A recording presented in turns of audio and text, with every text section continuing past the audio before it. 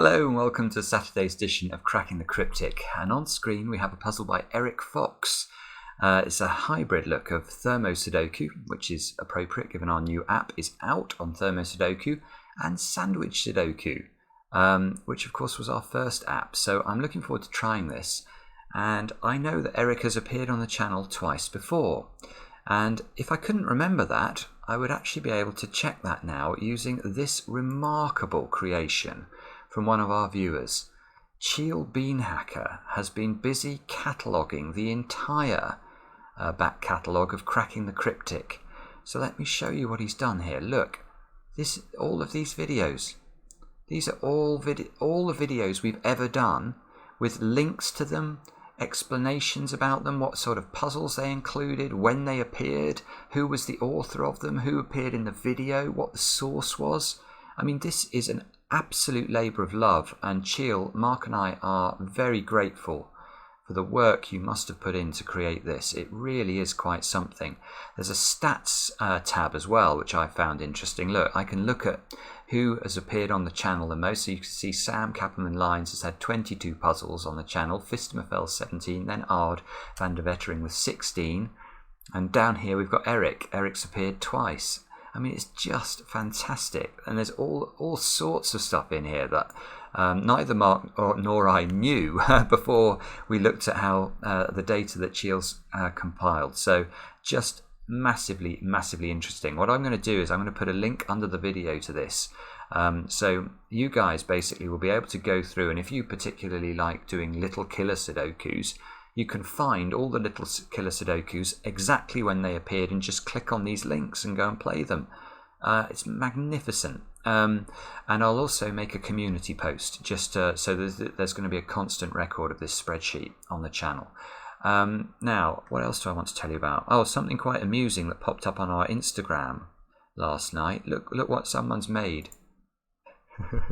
This is me in my Miracle Sudoku outfit. You can see there's my green jumper and my red t-shirt with these lifelike glasses as well. This I thought was just about the coolest thing I've ever seen. It's probably the coolest thing that's ever happened to me, and I'm massively thankful to Pingu Bricks for creating this. It's just mad. Someone has made me out of Lego. No comments about the likeness, please. Now, what else do I want to mention? I want to mention this extraordinary little puzzle that appeared, well, I announced on the channel a few weeks ago now. This is Kurt Hugo Schneider's Nightmare 6x6 Irregular, where you have to create the grid yourself with a diagonal constraint. Now, we've only had, I think, a handful of correct solutions to this puzzle, and maybe only 3 that have been able to articulate the solution path. I mean, it is a very difficult problem, but it has a beautiful solution. And Kurt has been a legend basically, and he's created 2 videos for us. One which demonstrates the solution path to this puzzle, and I'm going to put that up free on Patreon for you guys to have a look at. So do check that out. It's an extremely interesting solving video, and in the course of that video, Kurt uses a trick that he has discovered about these sorts of Sudokus. It's a trick to do with symmetry, and he uses that trick in order to show how the solution works. Now, Kurt's second video is why that symmetry trick is true.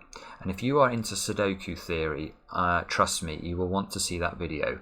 And I'm going to put that as a bonus reward for everyone who's supporting the channel on Patreon. Mark and I are massively grateful to everyone who does that. It really is, it really is most appreciated. And yeah, for all of you that do, you'll be able to watch Kurt's video and watch him explain the theory behind this symmetry principle. It's very interesting, and I tell you one thing it showed me again, and it's that Kurt Hugo Schneider is a really smart guy. He is phenomenally clever. So yeah, I mean, definitely worth watching. Now let's get back to Eric's puzzle, and let me tell you about the rules of this one. So what we've got, we have some thermometers, and maybe I'll start with the sandwich rule. So if you're not familiar with sandwich Sudoku, sandwich Sudoku relates to these cells outside the grid here. And let's say this square was, what should we say, that's an 8. Now, if this was an 8, what would it be telling us about this column? Well, what it would be telling us, I'll put a 1 there and a 9 there. It would say the cells sandwiched between the 1 and the 9 in this column, that would be those two cells, have got to sum up to 8. So that's what these sandwich clues are telling you. It's telling you the sum of the cells sandwiched between the 1 and the 9. Now, what that means is two things. Firstly, the biggest sandwich total you could have would be if the 1 and the 9 were as far apart as possible, in which case those cells there would add up to 35. And you know that because obviously the numbers 1 to 9 add up to 45. So the maximum size of a sandwich would be 45 minus 1 minus 9. So there could be as high as 35 outside the grid in a row or column. The minimum value, on the other hand, would be 0, because if we put the 1 and 9 in adjacent positions, there are no digits between the 1 and the 9, so that would require a 0 sandwich total. Now, a word of warning before you try the puzzle. I have put this into our software today rather than Pemper. Now, the reason I've done that is that I just prefer solving with our software. Now, the only downside of this is that you can't add 2-digit numbers outside the grid here, or zeros. So, in filling in these values, you might have to do it sort of mentally, or hope that they're single-digit totals, because of course, you know, this could be a single digit, it could just be a 6 or something like that, in which case you can fill it in. It's only when it's a double-digit number that it's a problem. What else to tell you? Oh, I should go through the thermometer constraints as well. Now, these are normal thermometers in the sense that each one of them has a bulb. The bulb must contain the smallest digit along the thermometer, and then as you move away from the bulb, numbers must increase. So if this square was a 2, this square would have to be at least 3, but it doesn't need to be 3. It could be 4, for example, and this would just have to be a number higher than a 4, etc. Now, just two things to warn you about with the thermometers. Firstly, some of the thermometers seem to go off the grid and into the sandwich clues. So don't forget, normally in thermometer Sudoku, the maximum number you can have on a thermometer is the number 9. Well, this square could be, you know, it could be 30. That square could be 35. There is some latitude here. And the other thing to bear in mind is that one of the rules here is that you cannot have a 0 in the bulb of a thermometer. So, for example, this, because it's a sandwich clue, could have been a 0, but in this variant, it's not allowed to be. So this would have to, in fact, I suppose it would have to be at least a 2, because you can't have a 1 as a sandwich clue. Why can't you have a 1 as a sandwich clue? Well, if you do have a 1 as a sandwich clue, it would repeat the 1 in the column, because between the 1 and the 9, you'd have to have another 1, and that breaks the rules of Sudoku. So with all that said, do have a go at the puzzle. It's got some great feedback from, I've had 2 testers' reports on this, both of whom have said that this is a really, really cool puzzle. So click on the link under the video to play. With that, that's a lengthy introduction today, but I did want to cover Kurt's stuff and also, of course, Chiel's spreadsheet and my Lego man. With that, let's get cracking. So I'm going to start down here. This must be where we have to start. Whenever you get a really long thermometer, it's obviously quite constrained. So let's... Yeah, so this square, obviously the maximum that could be would be a 9. But it... Yeah, but if that's a 3, that would break, wouldn't it? 5, 6, 7, 8, 9. That square would then have to be 10, which is impossible. So the maximum value of this square is in fact 2. So we can actually do a bit of filling in immediately there. We can just do that. If I could type.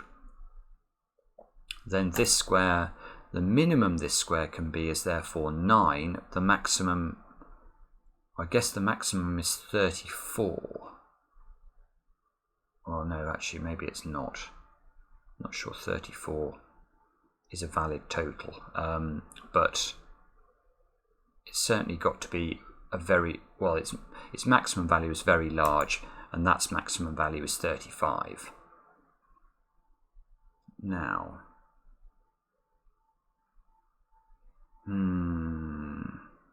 oh, now, yeah, we can use this. We can use this because look at row 9. Now, the 9s and the 1s in row 9 are very interesting because the 9 can, things falling off my desk now as a poltergeist.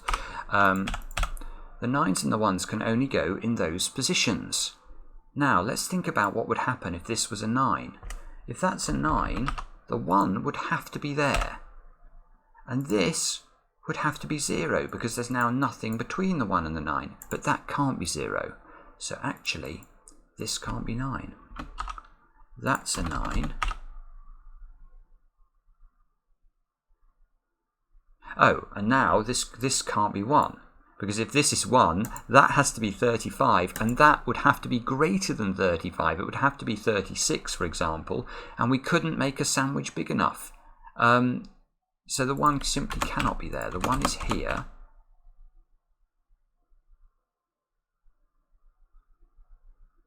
This is quite a big number, therefore, because the minimum value of these 6 cells would be, well, it's a triangle number up to 7 minus 1, so it's 27. So the minimum value of this is 27, which means that would make that square an 8.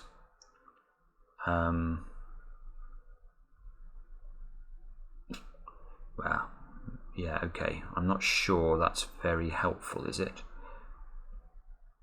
Oh. No, but hang on. Hang on a minute. Look, this square has a minimum value of 27. So this square has a minimum value of 28. So it's got to be 28 or higher. Now 28 is a big sandwich total. So the minimum number of cells you can make 28 from would be 8 plus 7 plus 6 plus 5. That's only 26. So you need 5 cells. You need 5 cells as a sandwich in this row, which means the 1 can't go here. Because if the 1 is there, that's 5 cells of sandwich, and we'd have to write the 9 off the edge of the grid. So this is not 1. The 1 must be over. The 1 can't be here, because obviously that's on a thermometer and it's not at the bulb end. So the 1 must be in one of these 2 squares. We then need 5 cells, so 1, 2, 3, 4, 5. This is beautiful setting, isn't it? This is absolutely beautiful setting, because now the 9 in theory you might think could go in either of those 2 squares, but it can't go here because of this little thermometer. We can't put a 9 on the bulb end of a thermometer because then that cell would have to be a 10. So the 9 has to go here. This has to be a 1 because that's the only way we can fit a 5-cell sandwich total in. And oh, now look, we've got 1s and 9s here. So these 3 squares are 1s and 9s. That one can't be a 1 because that's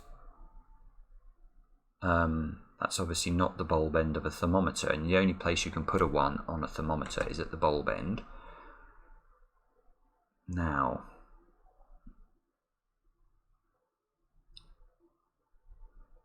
now this is why we've got this rule about not having a 0 at the start of a thermometer, because this could be a 0 otherwise.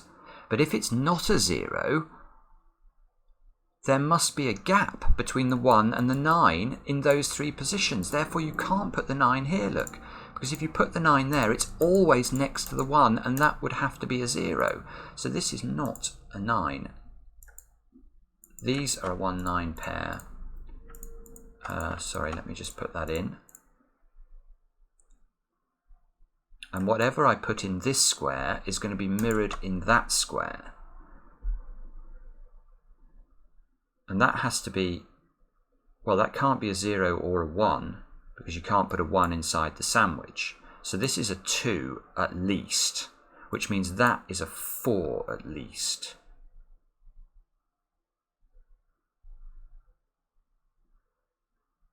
And that's got to be a 2 at least. So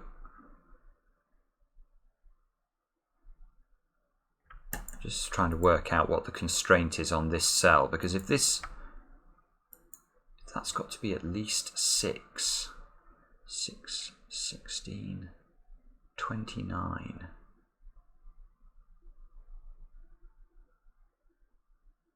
Oh, of course, right, okay. Yeah, this is interesting. There is a relationship, look, between row 8 and row 9. Now, yeah, we have to, if we think about the outies here, i.e. the cells outside the sandwich, we know that whatever this number is, this number has to be greater, which means that the cells outside the sandwich here have to be less than the cells outside the sandwich in row 9.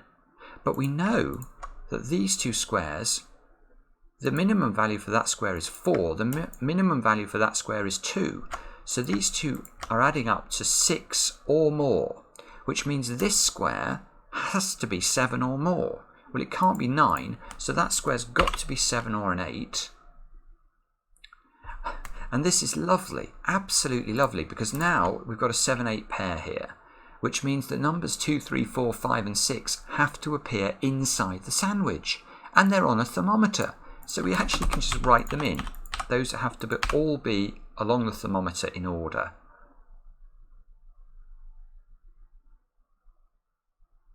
Oh, yeah. Now that's a 2. So that can't be a 2. That can... Yes, the minimum this can be is a 3. So the minimum these two cells can be is 7, and this square has to be greater than that, whatever these two sum to. So that has to be 8. This is the 7, therefore. These two are totally forced then. They have to be 3 and 4, otherwise the puzzle breaks. Oh, and rather annoyingly, these are both 2-cell totals, which I can't write in. Although I just wonder, maybe I can I do it with pen? Yes, look at this. I'm going to be able to do this. I can put 27 in like that. And this one's going to be 28. So I've cheated a bit there, but that makes me happy. Now, actually this 4, well, that means this has to be a 2. 2, 3. The 2 means that square's a 2 because that's simply the sandwich total for this row. That's on the thermometer, so that's a 1. These squares here are 6, 7 and 8 in some order.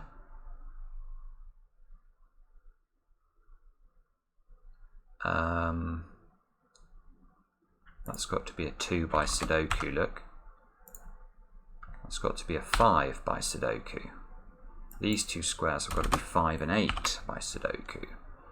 These squares have got to be 4, 6 and 7 by Sudoku.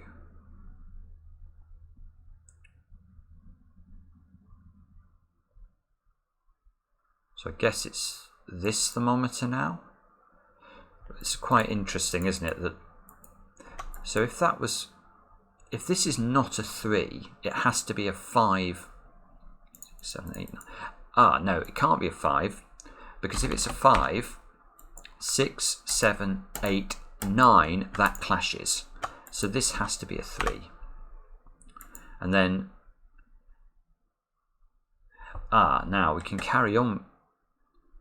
This is very nice as well, isn't it? This is just a beautifully constructed puzzle, because look, the 5, the 6 and the 7 have consecutive effects on those 3 squares.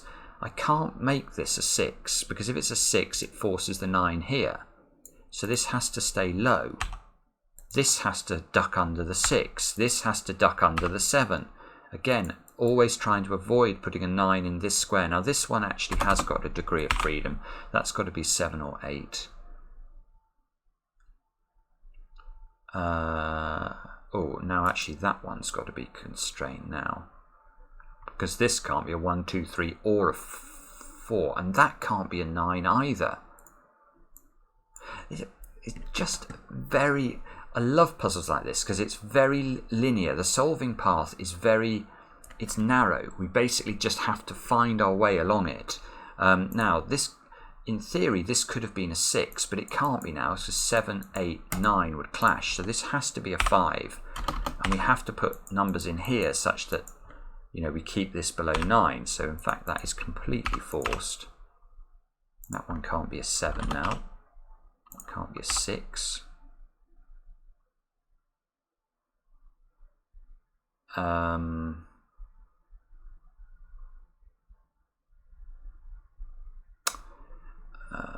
What now?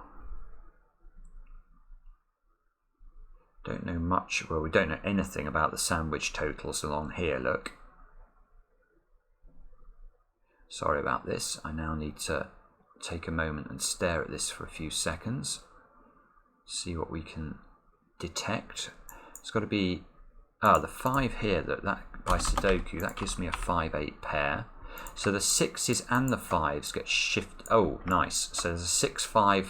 Look, the 6-5 here and the 6-5s in those squares lock a 5-6 pair up into that top corner now.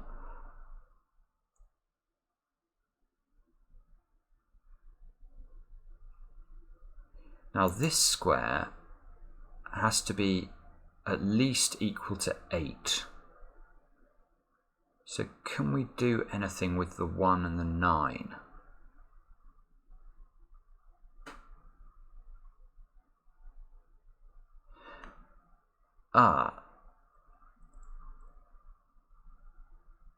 Yeah, I think we can, can't we? Because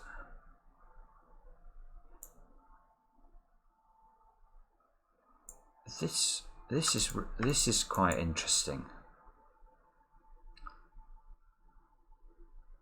So the 1 and the 9 have to be in one of those. In fact, the 1 has to be in one of those two squares. Maybe that's the clearest way of thinking about that. Now, yes, it is. Because if this is a 1, how could that ever work? Well, the only way, given this has to be a positive digit, it can't be 0, would be if the 9 was here. Now, how could we do that? We'd now have to put a single cell total into this square, but the only option for that single cell total would be an 8, because if we make that higher than 8, if this is an 8, that would have to be 9. That clearly repeats the 9 in the row. So if we kept that to 7 and put an 8 here, that clashes with the 8 there. So that does not work. We can never place the 1 in this square. The 1 must be here.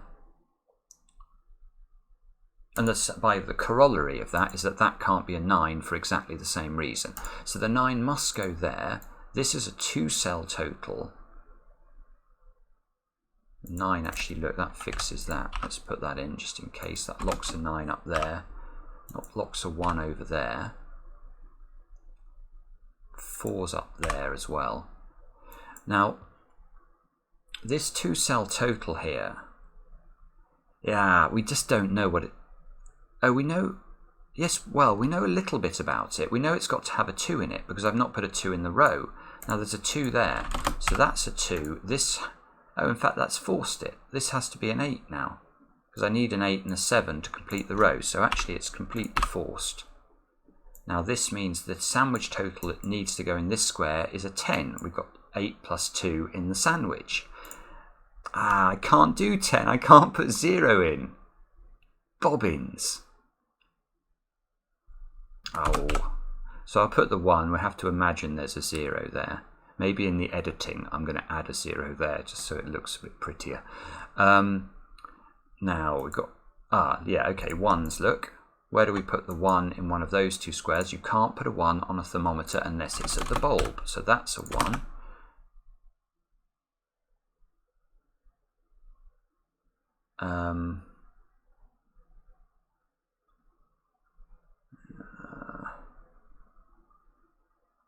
It's got to be a 5 in one of those two squares.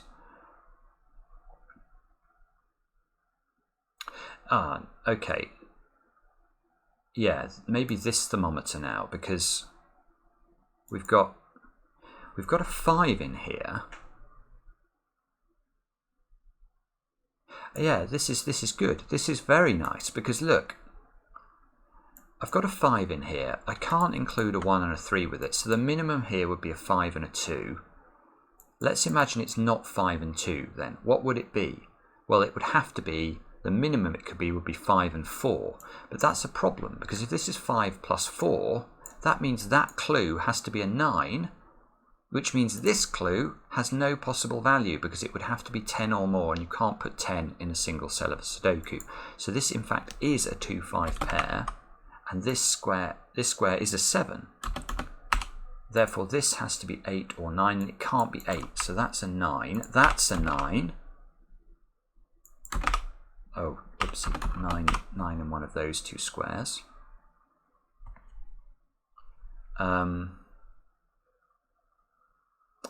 Okay, so here I need 6, 7 and 8 into those positions. That's just Sudoku. This has got to be... now that can't be a 2 actually.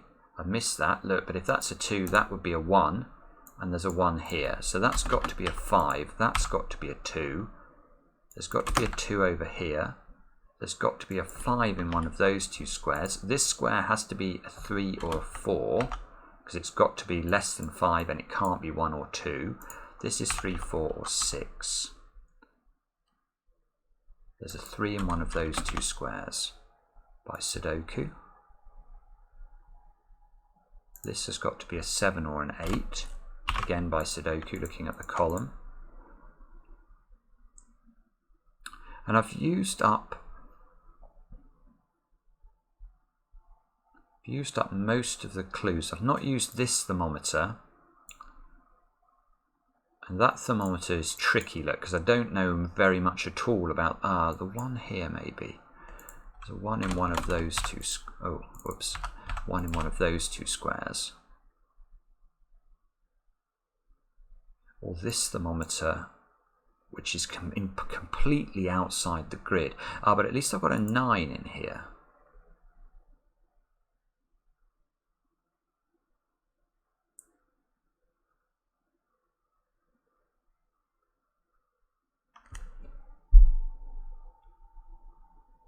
So let's have a look at this. If that's the 1, this square can't be a 2 because the 2's are locked into one of those squares. So if this is the 1, this can't be 2, 3 or 4 or 5. This would have to be 8. This would actually have to be 8, which would make that 15. So this would be 15. This would have to be higher than 15, which looks like it could be actually. If that's a 9, that would work. I could definitely fit in that total, I think. Now if this is not the 1 in this column, then the one has to be there.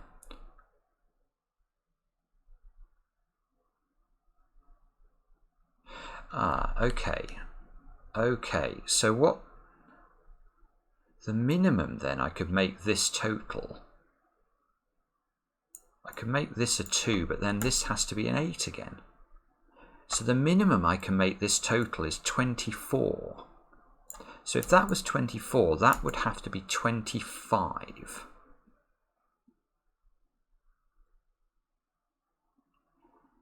Now this is quite interesting, isn't it? Because if this is 25 or higher, is it possible for that to be a 9? But obviously if this is a 25 total, you can't put the 9 in any of these two squares because the 1 is here, and we can't make these 2 or these 3. You can't put the 9 here. Those two don't add up to 25. So you'd have to put the 9 here. The 9 can't go there or there, so it has to go here. You have to be able to get these 4 squares to add up to 25 or more. And that is not possible because you can't use the 7. So the absolute maximum I can make those squares is 8, 4, 5 and 6, which is 23, isn't it? I think. That's not 25. So actually this has to be the 1. That is that is what we can deduce from that, which is lovely, because now I say it's like that's got to be a 2 now. This has got to be an 8.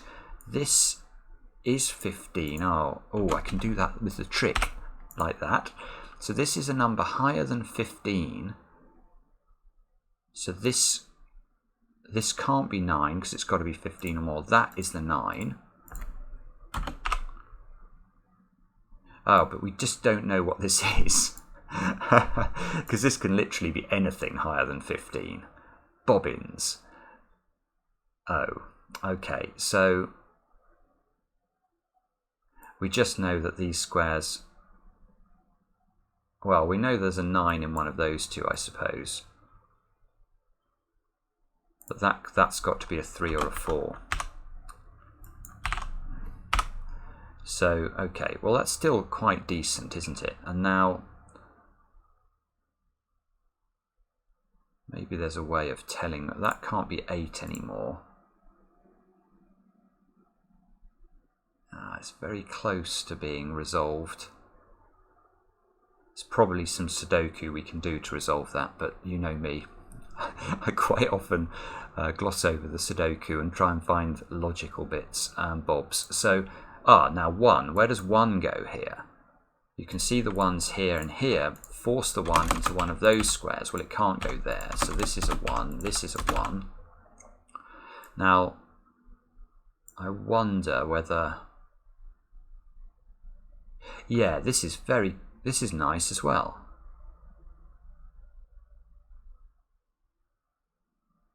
Yeah, this is very nice. If this is the 9, look at that. These two squares, which are the sandwich, now have to either add up to 8 or 9. So this square has to be an 8 or a 9, but it can be neither. Because if it's a 9, that's a 10, which breaks it. If it's an 8, that's a 9, which breaks it. So the 9 does not go here. The 9 does go here. That forces this to be a 5. This then has to be a 6 or greater, and it can only be a 7. Which means there's a 7 in one of those two squares. This is not 9 anymore. This square is a 3 or a 4.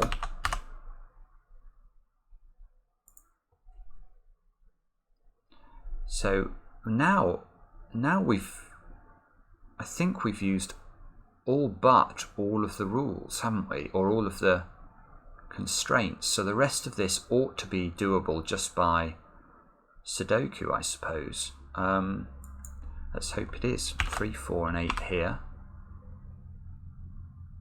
6, 7, 8 triple there. That might be quite nice. Because what does that force these two squares to be? That means that one can't be a 7. That's cool, because once the 7 shifts over there, that gives us an 8 and a 4. This can't be 8 anymore. This can't be 8 anymore. This has to be 8 down here. Those two squares have got to be 2 and 3, which we can now resolve. So that should be a 4. This is not 4 anymore over this side. 6, 7. That's not an 8. There's a 6, 7 pair there, so this is an 8. 6, 7. That square, look, there's a 3 or 4 in the column, so this square has got to be a 6 or a 7, looking at the contents of the row, which means this square has to be a 3 or a 4. That creates a 3, 4 pair, which resolves that this is a 6.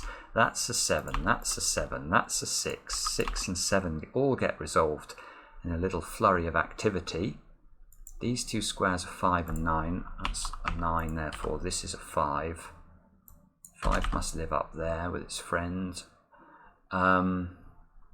That's a 6 now. That's a 4, that's a 7. That fixes the 4 and the 3. That's all looking quite nice, actually. Now we need to put a 6 into one of those squares. Bother, that's still not resolved. And we need to put a 2 into that. 2 is resolved, so that's 2, 5. That fixes the 5 and the 6, which fixes the 6 and the 3, which fixes the 4, 3. We're left with that being a 3 and hopefully that being an 8. Now I can't check this because it won't work. Now I'm just going to fill this in because it will give me some pleasure. So we've got 10, 17, I think that has to be. You can see that is bigger than 15. So there we go. That is what I think the solution looks like. You guys will have to let me know if it's correct. Very much enjoyed it. And yeah, we'll be back later on with another edition of Cracking the Cryptic.